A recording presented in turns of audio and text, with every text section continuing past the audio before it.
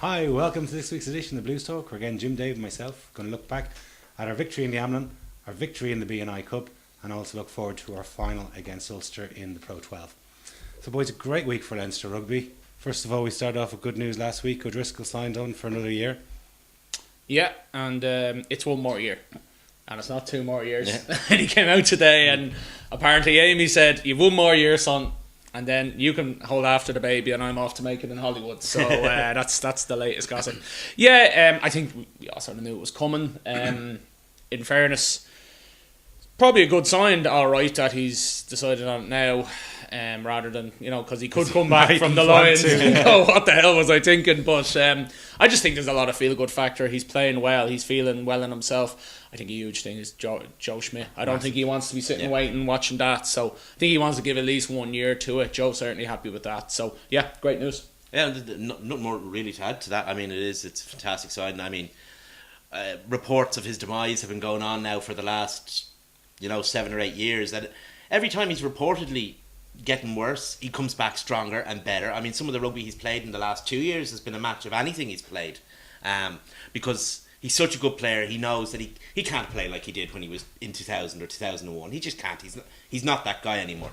But he's changed his game, and he's still the best at what he does because he's changed his game. I mean, the clever passes. He's a creator more than a score. Although he scores a lot, he's now a creator. His work at the ruck and in close. I mean, how many tries has he got from 1 yard that nobody else sees those gaps except him? So maybe the laser surgery he had a couple of years ago stood him in good stead. Yeah, and I just think we're so privileged again. Privileged. Have been able to see someone as good as him play for our club for the last 13 or 14 years. Yeah, well, I mean, he's there so long, and as Dave says, he has adjusted his game.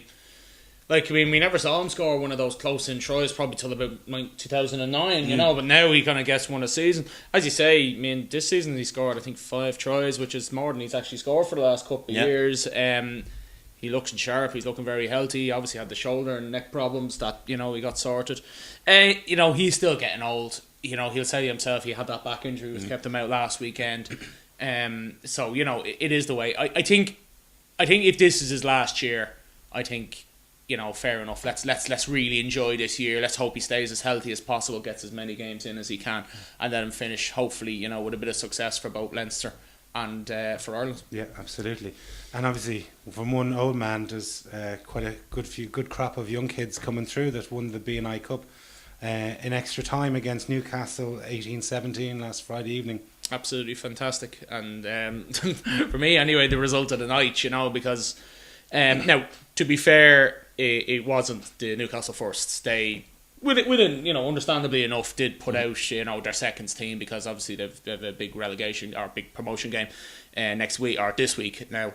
But at the same time, it was still a decent Newcastle team, and the Leinster team went 10-0 down and showed a hell of a lot of character. Because yourself, you're playing away from home, you're only going to get so much off the ref.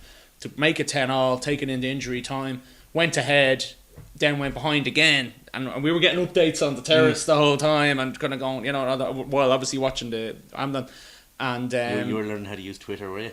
No, I was learning how to listen to other people, shout at other people, and get Twitter. My phone, only a joke, and then it was actually a lovely bit of redemption for a fella who's had his ups and downs, especially after last season, for Noel Reid to have the balls to kick the winning kick. Actually, after the scrum had won, a really good penalty at the end to win it is fantastic, and you could see it, their faces at the end. It's going to mean so much to those guys, and it couldn't have happened to two nicer coaches, Mr. Dempsey and of course Bloodgate man himself, Dean Richards.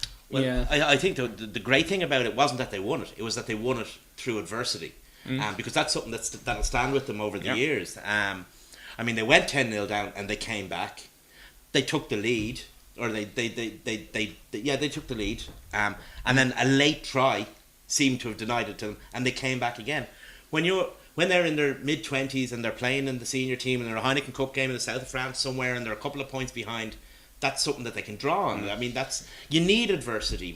You need to learn from adversity. Let's not forget, they only scraped in to the actual quarterfinals this year. They were losing away to Leeds. 30 points to 18. They got 2 late tries. They got him a draw. That got him in. You know, they had to go away to Bristol. Not an easy game.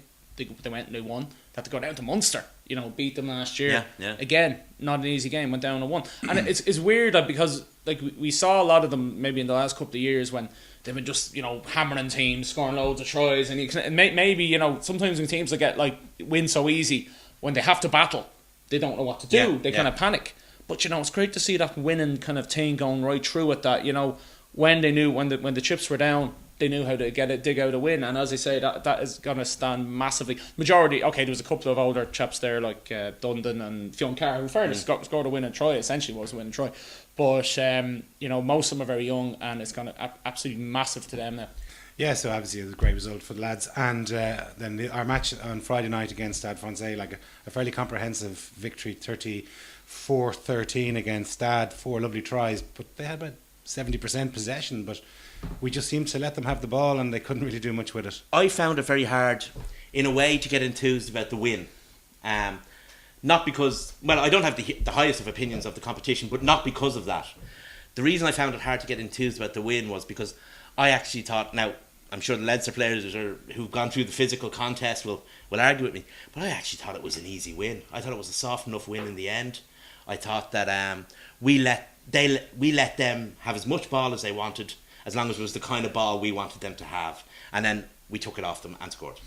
I don't totally agree with that, because I felt at times like we weren't turning the ball over to them on purpose. Oh, no. And at times, you know, we were losing balls to them. I actually thought, you know, there was a fair ding-dong battle in the front row, you know. Sorry, in the back rows. Although we didn't wallop them at the breakdown. I mean, not at the breakdown, but in terms of turnovers, we did 2/3 more turnovers than they did. It ended up at 22-9 or something. I mean, we actually took ball off them a lot.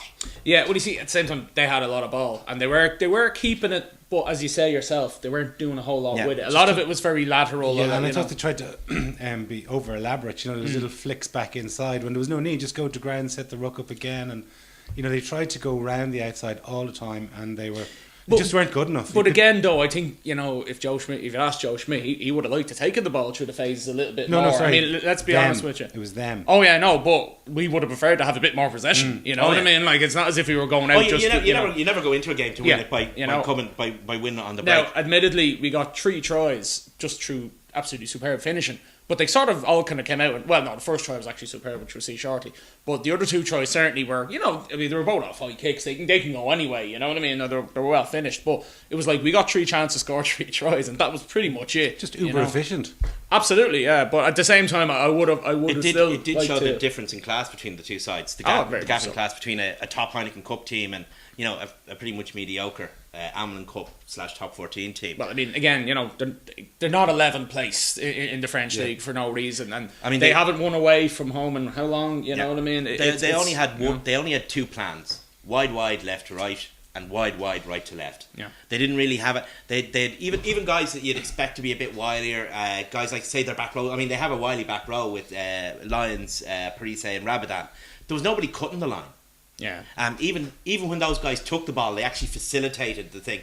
I mean, Parise had a number of really good touches, right? What there were continuity touches to keep the already existing movement going.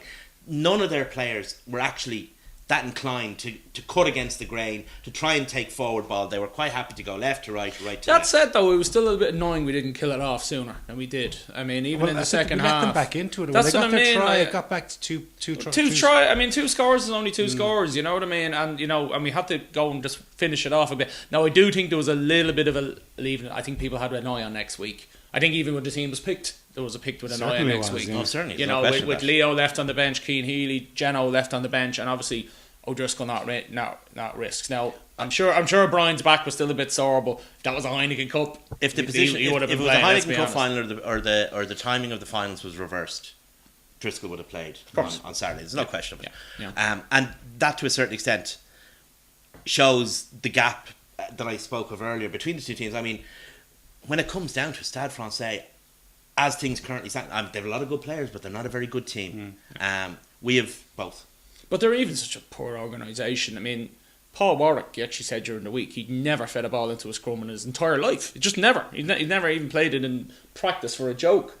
and like he was the reserve scrum half, and he actually probably did better. That's the sad thing. I think he's been somewhat disingenuous then, because he certainly played scrum half at some stage during the game against Bath. Certain of it. Munster. Okay, that's bad. No, for Stade Francais. When the guy was sent off for spitting. But he wasn't sent off. Oh, he wasn't sent off. No, but he was later substituted in the game, and Warwick did play at least 5 or 10 minutes at scrum half. Did he? Yeah. Oh, right. Yeah. But again, your point is valid. I mean, that's the idea. I mean, Warwick. We spoke last week that we were worried about Warwick at out half. I wouldn't be worried about him at scrum half.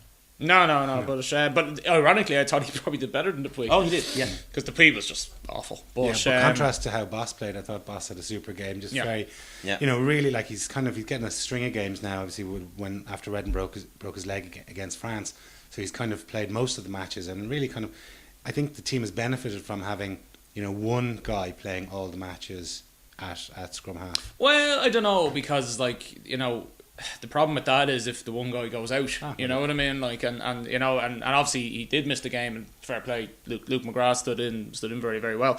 But I mean, Boss. I actually felt Boss wasn't half the greatest of seasons up until kind of March. Really, he'd had a few knocks. Some of the games, some of his passing, I have to say, it seemed to be going kind of backwards, but he's just getting in the groove now, and just let's hope he's fit for the Ulster game. The thing that he is he's an excellent forwards scrum half. In terms of managing a pack of forwards around the place, I don't think there's a better scrum half certainly not in Ireland anyway. But he can also get the backs going too. He can get Johnny good ball these days. And the next point I was going to make is that shouldn't overshadow the fact that he has added that extra dimension to his game, Very and that much he can get the back line moving, and his box kicking was absolutely excellent. Has been excellent for the last 3 or 4 games. Yeah. Well, why don't we have a look at some of our 4 tries? Well, I mean, this one, frankly, the very first try, the try of the season has been given already to Mike Ross, but this would definitely be a contender. This to me is like rugby porn, really, because you actually look at it.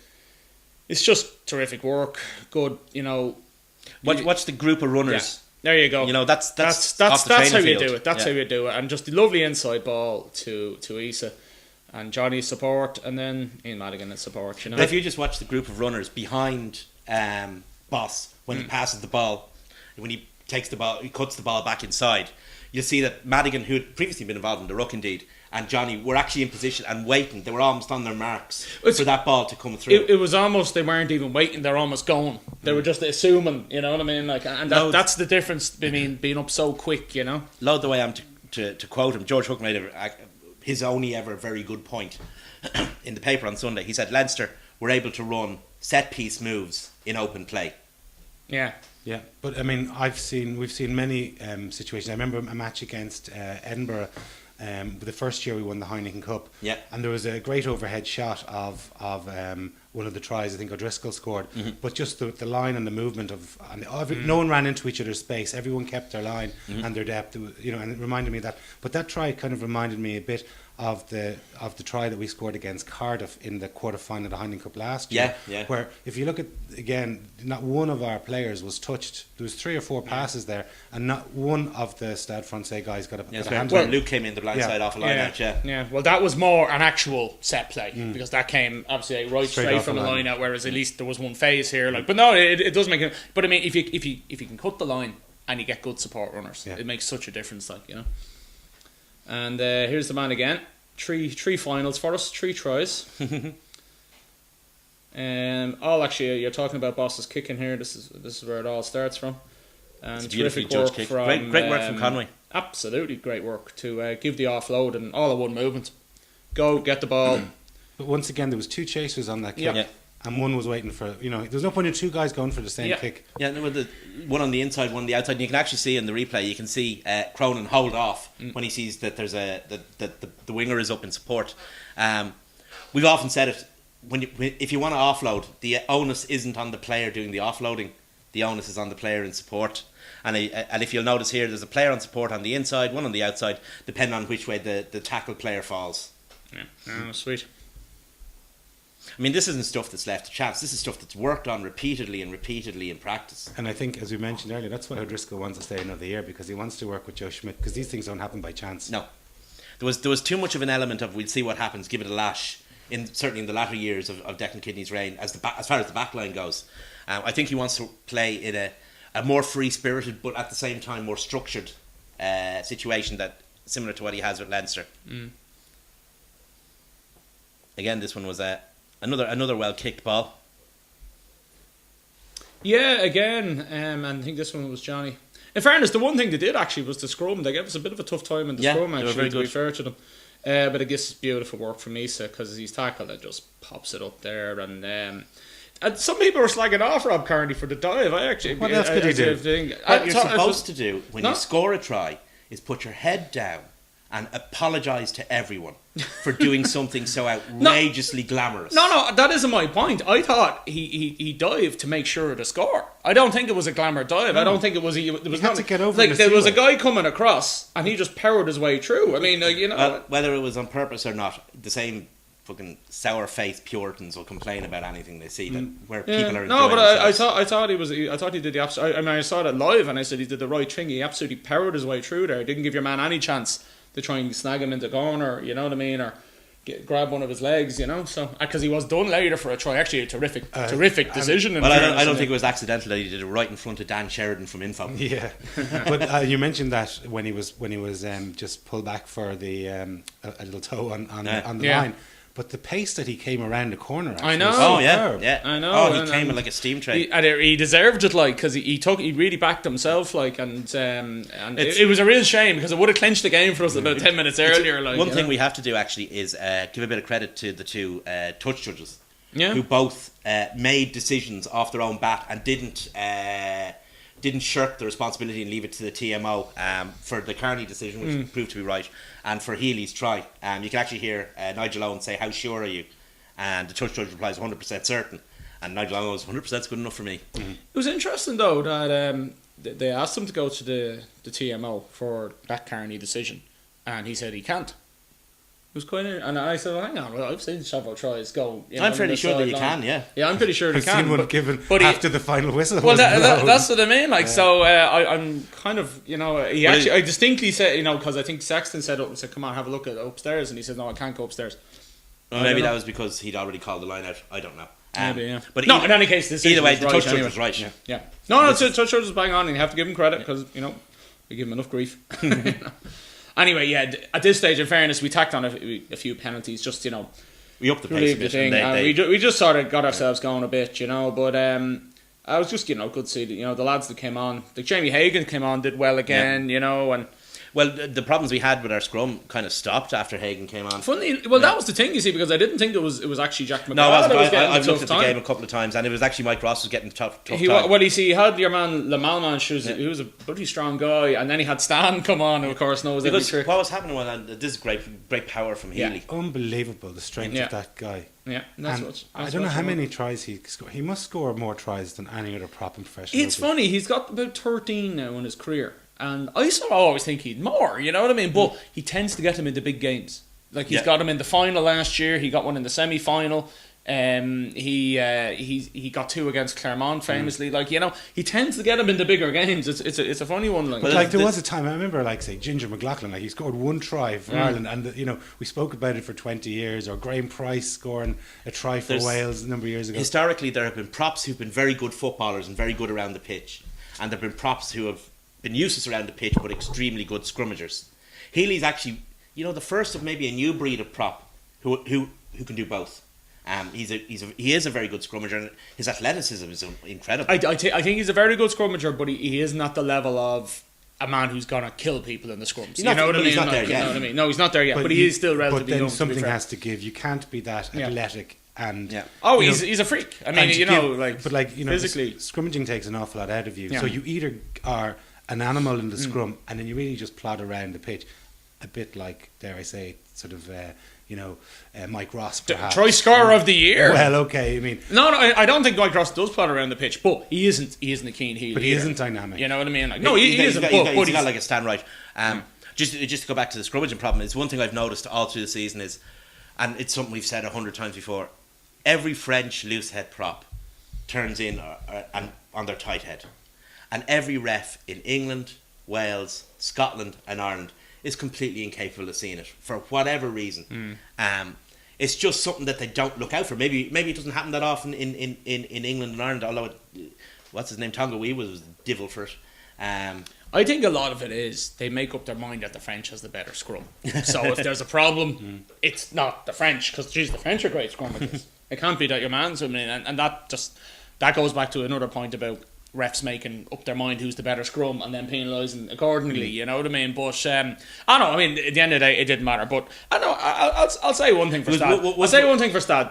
They weren't great, and they're not a particularly good team. But I thought they gave a decent effort of themselves, and they didn't disgrace themselves like Biarritz throwing around cheap shots as well. Yeah. And I thought their fans were actually pretty good crack. Just to go back to the scrum, one thing that Hagan has that Mike Ross doesn't have. Hagan has huge brute power.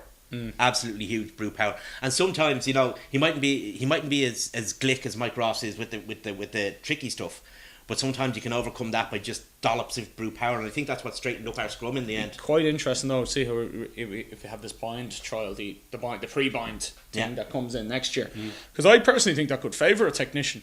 I agree with you entirely. Like Mike Ross, rather than the power hitters, you know what I mean, and it's kind of. I personally, I'd almost prefer to see it, and I think it would make a few props, not retire as early if their shoulders aren't completely smashed. Yeah, well, I like to see scrummagers. I like to see a scrum where they're scrummaging. I'm not there to watch, two rutting stags collide. Yeah, and watch that in the evening. Yeah. But like just that's my private viewing. Just to make another point about scrums, I remember I think it was about 2 seasons ago on the Rugby Club on Sky. They showed the first scrum of the first match of the season for all 6 games, and in every single case there was a penalty or an indirect penalty awarded. So it's like, as you say, Jim, there's a predetermined idea in the referee's mind of which team is going to get the shunt on. Maybe the predetermined idea is even not even to go that deep, is that I'm going to lay down the law at the first scrum, and so they'll know not to mess with me. Now that doesn't work, but no, because then the very next scrum he won't know the reason why it went down either.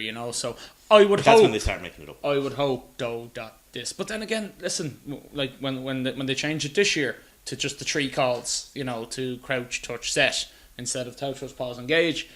That was meant to help. And really I can remember one match. It was in the Six Nations, maybe again 2 years ago, and this was one scrum up in the corner that must last about 8 minutes. I think BBC actually had a clock on it. I think the 3-step engage actually did work, but it didn't work. It worked from the point of view that it made the scrums quicker.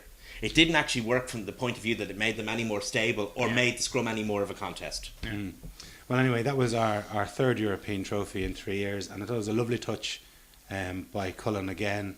He seems to do it every season we win a cup. And there was actually Jamie was captain. Yeah, so, there you go, Jamie. But I think Cullen was well, anyway, it was nice. It was a nice touch yeah. to let the two lads who were leaving go up, and again, I think Shane Horgan made a great point just on the coverage of it. He said, look, they didn't even turn around to the crowd; they turned and faced their team when they held up the cup, and and then turned around to the crowd. And you contrast that with Chelsea a couple of years ago.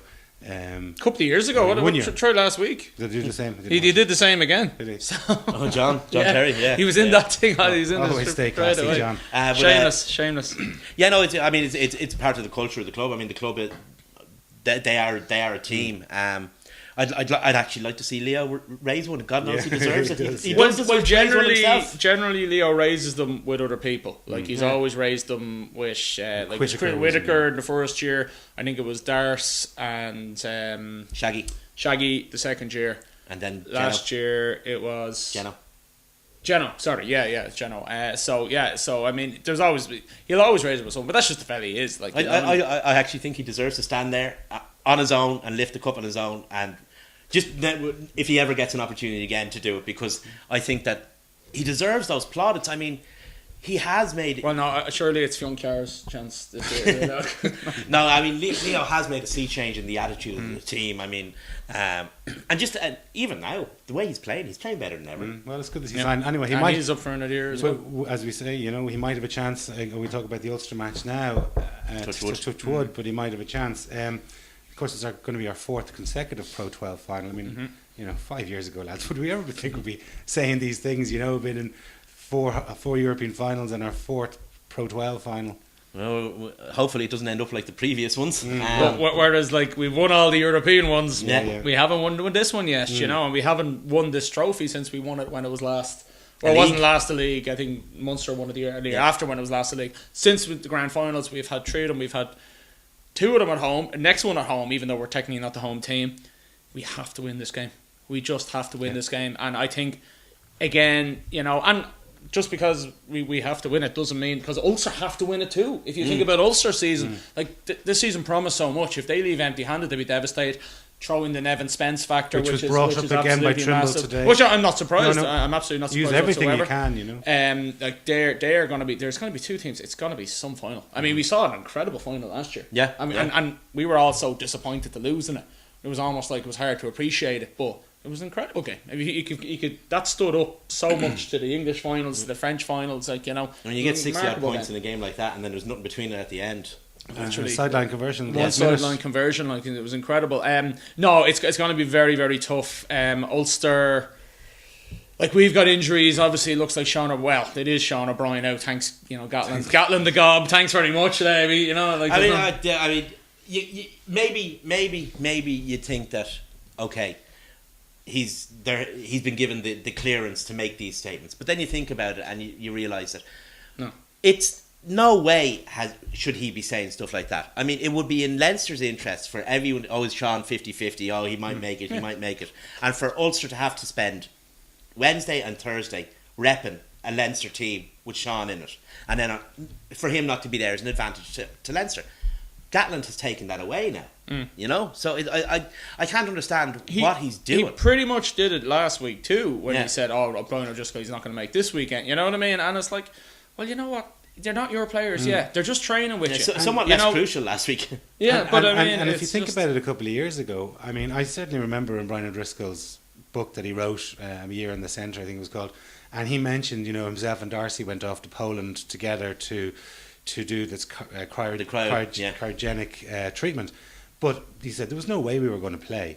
But we said, why tell the Welsh this? You know, let them think, and as you say, let them train as if we were going. There to is a method to Joe's madness, and sometimes it can irritate you because sometimes you're going to talk about players who you know aren't going to play, and then you hear the classic expression comes up a week too soon. You know what I mean? But sometimes, Like, but you know, I think it's very unprofessional of Gatland to be blabbing at that, like, you know. But anyway, it's done. Shawnee's pretty much out. So, but then again, you know, we've still got good options. but then Geno's in terrific form. I have to say, when he was walking towards us on the sideline and he looked in a bad way, so it didn't take a whole lot of smarts to figure out that he was going to be But struggling. at the same time, leaks like that, whether they come from the Lions coach or on a website forum, actually are detrimental to Leinster. You know, that's what it comes down to. We're all Leinster supporters. He should have a bit more comp on. Absolutely, yeah. But of course, it's going to be quite an emotional day as well, because as you know, the boys are leaving. Johnny, Issa, Joe, of course, and then a few other lads as well. Conway, Fioncar, Hagan. Well, you know, There's a lot of guys. There's a lot of guys. And you see, the thing is, this is the Rabo Direct Pro 12 final. I mean, make a bit of a joke about Fioncar, but Fioncar was a contributory part of the squad that got us into the playoffs, and he's one of the reasons why we're in the final. You know, it's as simple as that. And in fairness to him, at least he finished off on a winning one with the. Glad to see with him the get his medal, British- actually. So I was. with the British and Irish Cup as well. He got one of the tries. But no, listen, there's guys going. I mean, at the end of the day, obviously a lot of these guys we have a serious attachment to. 2 of them are sort of going but not going because they'll still be around for Ireland, obviously, in Joe and in Johnny. Obviously, Issa, it's goodbye. And we've screwed up so many goodbyes, and this is another reason why we have to win, and we have to beat this Ulster team, because otherwise they will have beaten us 3 times in a season. I've been on OLSC committees, right, and we've had plans for goodbyes, because you have to, whether you win or lose, you have to have plans for goodbyes, right? And then we've lost the game, and of course the guys are such professionals. They're not interested in a handshake and a bit of crystal, you know, when they lose. And you know, you understand that. But, you know, we want to get a goodbye right. We want to really say, we want to see, you know, the OLSC committee out there say goodbye, giving them the bit of crystal, and actually being able to do it for once. Yeah. It was incredible, isn't it? Like that, you know, all these guys leaving. But then again, we have, you know, McFadden got a bit of a nasty knock on his, I think he got bang in the head or his neck. But I saw him coming out. He was lepping around Goodo afterwards. Yeah, he was, but that doesn't mean anything. You can leper out Goodo. It doesn't mean you can play a rugby match. You know what I mean? And So I mean, I'd still be wary, and I tell you, we could use him, because I thought actually, when Stad did have the ball last week, he was putting in massive hits. hits. I mean, he was really putting, and that's what I mean, let's not forget, it's only it's only 3-4 weeks ago since 5-6 weeks ago maybe, since we lost to Ulster, and deservedly so. And our defence against them was very, very poor. We stood back against them, we let them play. And funny enough, I had it in my head that we'd played a sort of a weak team that night. Really, No, we didn't. We hadn't. No. It was pretty much our first chance pack. Well, certainly the pack that's going to play Saturday. Okay, Leo didn't start, who's obviously major. Johnny didn't start, who's obviously major. And O'Driscoll didn't start. I mean, there's 3 massive leaders there. But regardless of that, we have to be a lot more aggressive. Or even than we were against Glasgow. I mean, against Glasgow, they didn't play a game that was a million miles from what Ulster will do. They'll come at us, they'll run us hard. If we stand back against them, I mean, against Glasgow, we missed 25 tackles. If you do that against Ulster, forget about it. Ulster are going to run through us. The question Joe Schmidt has to ask is, assuming that all the players that Warren Gatland has told us that are fit, what's he going to do? I mean, Does he know anything about Afoa?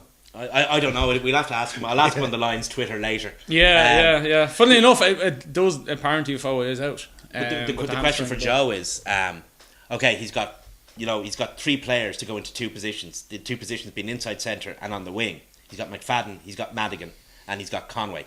And which way does he go? Now, personally, I'd go with McFadden and Conway. On the wing. Conway on the wing, McFadden in the centre, in first centre. I'll say he'll play Madigan. Oh no! Well, actually, I think that's what he'd do. Yeah, I'm just saying personally, that's what I'd go. I'm pretty sure, because I think Ulster will attempt to target us through 10. Not to target us, but I think that'll be their primary route, 10, 12, 13. Yeah. Because of the talent they have there. They'll have their big runners coming off Jackson.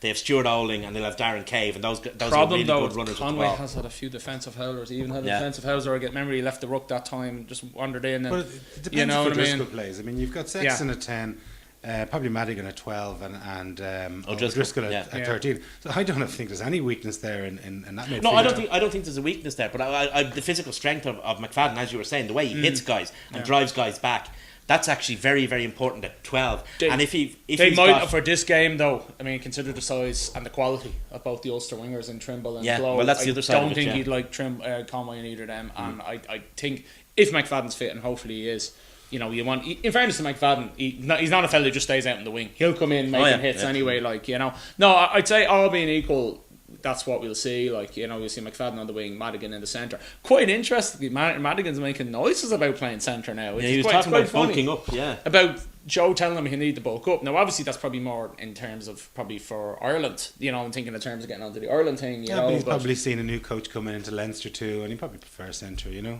Madigan. I thought you said McFadden. Oh no!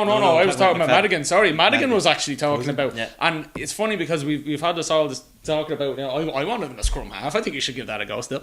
But we've had this talk, and people say no, he's just a 10. He's a 10. He's a 10. And then he's coming out and saying, well, listen, I'm a rugby player. He wants to get. He wants to play. Well, I think in fairness to Ian Madigan, I mean, my position would be preferring McFadden over him. I mean, Madigan has proved, as far as I'm concerned, that he's a more than adequate player at inside centre. And a terrific tackler, and again punches his body. Yeah. A bit like Stuart Olding, who'll be, he could well be playing opposite.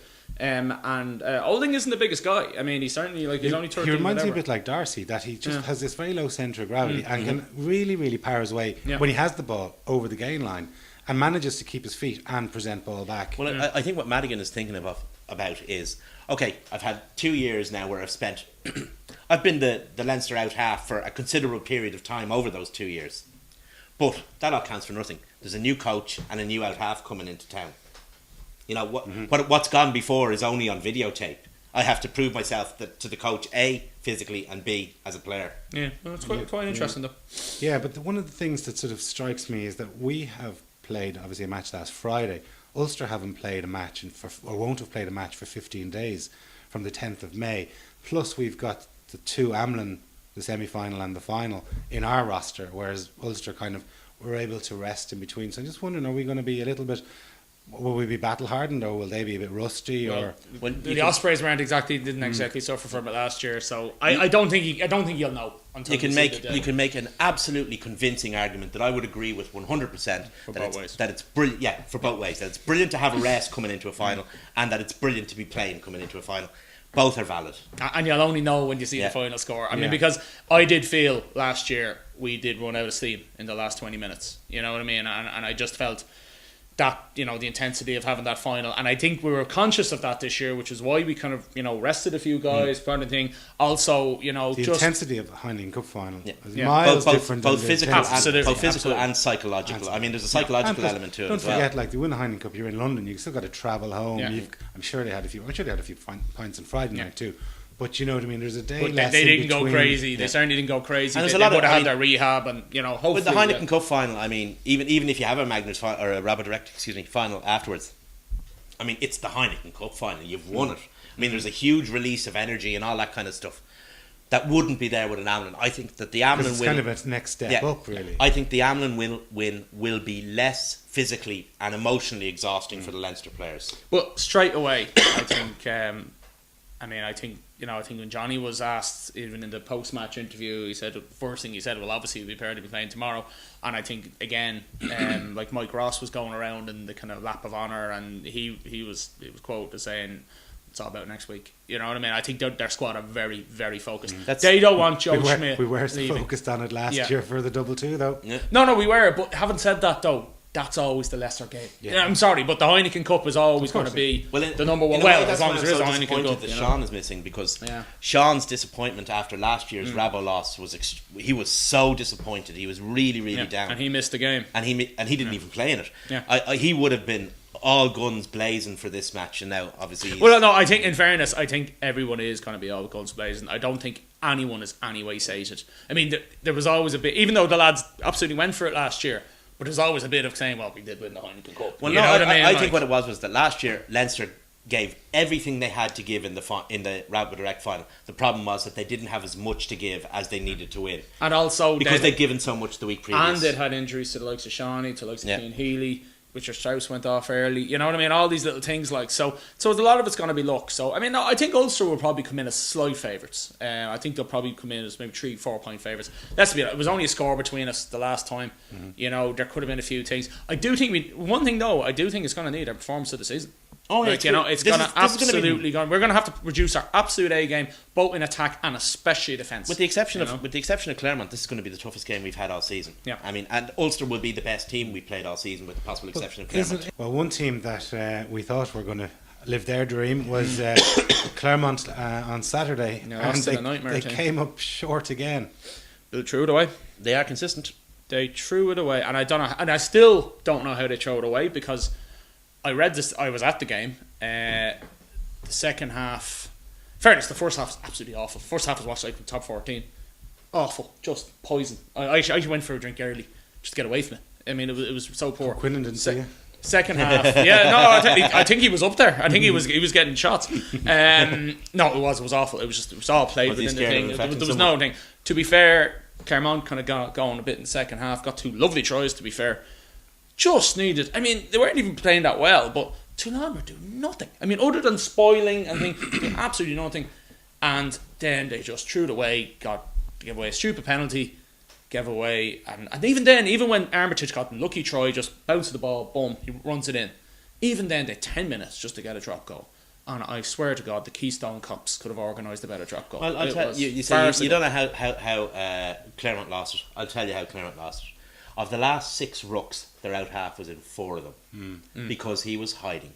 Oh yeah. You know, that's how they lost it, and it's how I like Claremont. I like their players. I like their team. I like the way they play. But the one thing you can always rely on a Claremont out half to do is hide. Yeah. No, I completely agree. I mean, Skrella, there was even a clip of him. They made one attempt at a drop goal, which was charged down. And it was one of the worst. He was in the wrong position. He was standing too close. Even just before the ball went to him, he went to fix his sock. Yeah. That's not a focused player. Now, say what you want about Johnny Wilkinson, who I actually thought proved why he shouldn't be anywhere near the lines. And it's farcical that he got ERC Player of the Year. Great kicker, nothing else. I mean, he even missed 3 tackles. Hopeless. Never got the back line moving once. Takes the ball 20 yards deep, throws it 20 yards deep. You know, absolutely no business being on a lines throw whatsoever, unless we literally just want to go into a kicking contest. But anyway, that's my Johnny Wilkinson bit. But if you actually have one thing I will say though about Johnny Wilkinson, if that had been the last 5 minutes or the last 2 minutes or whatever it was, you know, he would have got them organised. Same way Johnny Sexton would have done. They would, all 15 guys would have been heading towards the middle, heading towards, and I wouldn't mind, their runners were making, I mean, Toulon missed 31 tackles. They were bringing. How the hell did they win that game? They were bringing the ruck to the left and the right. Yeah. They weren't bringing it back Yeah. into this. We were watching it together, Dave. I couldn't believe how inadequate they were. Oh, trying to go ball into the white in injury time. And I actually felt sorry for Sivivatu. Some people are blaming him. Like he's been one of the players. He probably far more deserving, player of the year. He's been sensational. But what the hell was the ball doing in his hands? He should have never been out there. I was trying to think of an out half with a major European team that Claremont could have had, who would have dropped. No, who would have made that goal instead of Strella. And the answer I came up with was all of them. Yeah. It's as simple as that. All of them. But Owen Farrell would have made it. Paddy Jackson would have made it. Ronan O'Gara would have made it. Ian Keatley would have made it. Toby Flood would have made it. The list is endless. But even Strella bottled it. But just before even James was taken off, and again I was watching the game today, and I didn't notice it so much on the day. Well, I noticed it for a reason. Another reason is he got the ball in his own half, and he just put in this lazy kick to nothing. Like, I don't even know where he was actually kicking to. And I actually ran over the line, and it was one of the funniest moments. I don't know if it was picked up as much, but the reserve hooker, Orioli or something, he got the ball and went over the try line and put the foot down and stopped, thinking that brought the ball out and he had a drop, which it like doesn't. And then the ref was going to go, yeah. And in fairness to him, he actually put in a kick. He kind of panicked then. He kicked the bloody thing, and he actually put in a reasonable enough kick. But even then, it was almost like once it started to go wrong, their heads were gone. Yeah. And as you say, you have to have. Well, when they lost power, in fairness, they lost power to an injury. But even still, when James came off, we said it to one another. Skrella's been brought on for the drop goal.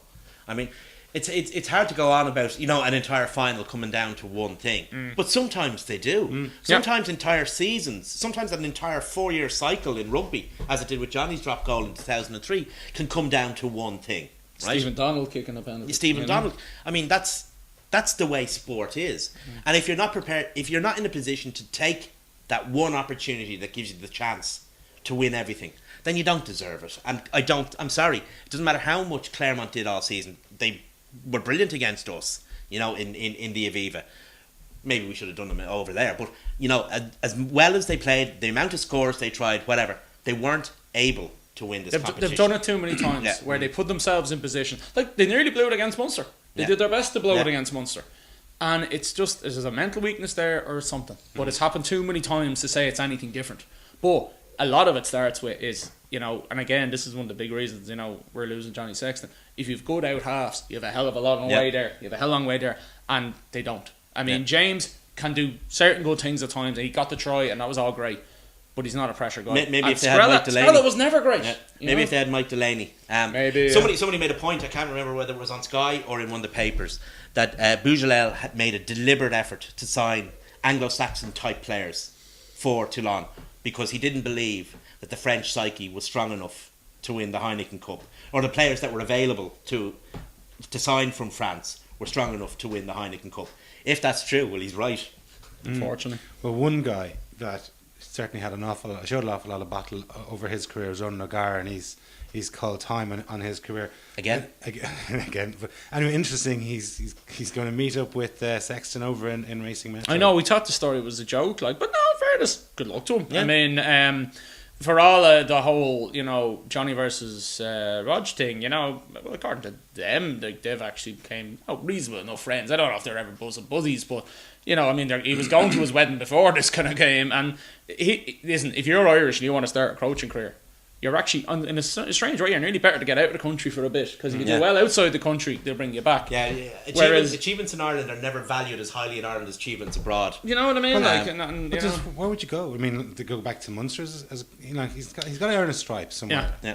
And in fairness to him, he's made the thing. The right call. Apparently, he's going to work, kind of starting with the youth team, and he's going to work on the kicking. And when you actually think about it, as much as we were all having a bit of a laugh about it, in terms of, Jesus, not your man again kind of thing, but when you actually think about it, Johnny's going over there. He doesn't know anyone, but he knows Roger. He's got a young family. He'll be over there as well. And having that bit of sport when you're settling in a new place, especially for his, he'll have a new bride at the time. If he goes down to Stan Wright's house, he's not going to be able to eat. Well, Stan's leaving as well. Actually, he is. Yeah. Right, so, but I mean, in fairness, Johnny is already learning French and he's going to get into it. But anyway, listen.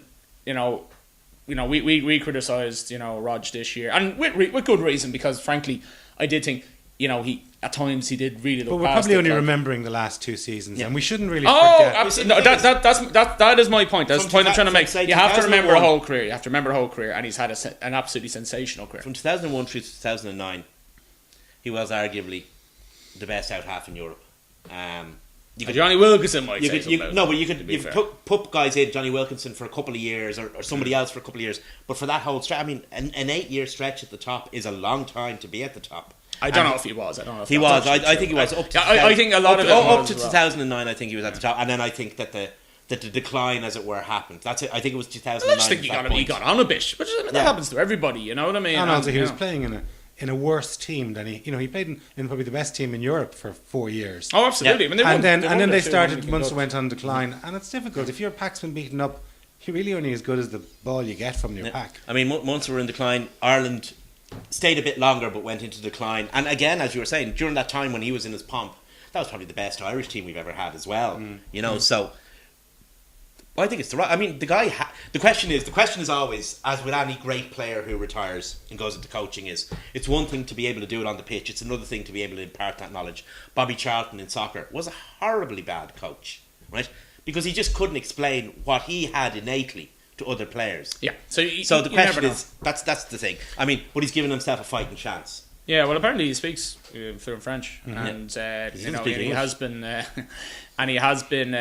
doing his coaching badges, doing all this kind of stuff. So he's preparing for it. He's clearly very committed to it, and unfortunately for Leinster, I mean, racing in 2 years could be a serious power Because if they keep it's building. interesting that So. Lorenzetti's new coaches have made the same decision that Bougelel made in Toulon, that the team will be coached through French. We don't care what you speak off the pitch, but on the pitch, on the training pitch, the team will be coached to French. So that's an interesting kind of thing for Johnny and indeed O'Gara. I to get think into. Johnny will certainly Johnny will be aware that that's the first thing that Johnny Wilkinson did, and that's the first thing that won him so much respect. That first thing he did is he learned his first speech. First time he ever gives any speech, it's in French. It's all that because He was able to teams do- can get clicky. Yeah. You know what I mean, and you can have the Argentinians, you can have these. You know what I mean, and they're talking different languages. For his first post-match interview, Johnny Wilkinson was able to do it in French. Yeah. And that was very important. That's very important if you're a foreign player, because the expectations we have of foreign players. Yeah. And it's the same in France. So if you can go over there and say to locals, "Look, I'm making the effort to be part of your community," it will stand you instead, and they'll give you that little Absolutely. bit longer. Absolutely. Yeah. Well, anyway, hopefully the two lads will do well over there. Yeah. Well, not that well. No, they can. Yeah. They can win top 4 days. I hope to do well in the Amlin. Well, anyway, if you're going to the match on Saturday, enjoy. Cheers. Thanks a million for watching.